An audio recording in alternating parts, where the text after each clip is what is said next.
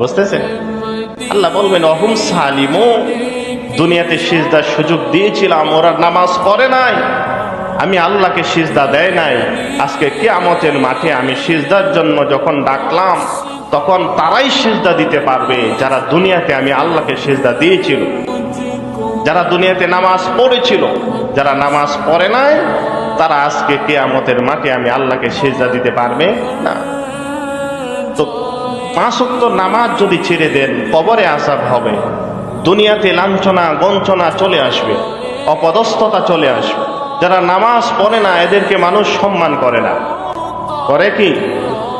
যারা নামাজ পড়ে না তাদের শাস্তি দুনিয়াতেই শুরু হয়। অভাব তাদেরকে গ্রাস করে ফেলে, মুসিবত তাদেরকে গ্রাস করে ফেলে, টেনশন সব সময় মাথার ভিতরে থাকে। মানুষ তাদেরকে সম্মান করতে চায় না, সম্মান করে না।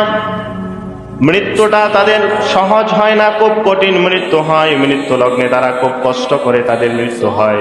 নামাজ না পড়লে হাসরে আযাব আছে, জাহান্নামে তো আযাব আছেই, দুনিয়াতে লাঞ্ছনা আছে, মৃত্যুর সময় আযাব আছে, কবরে আযাব আছে।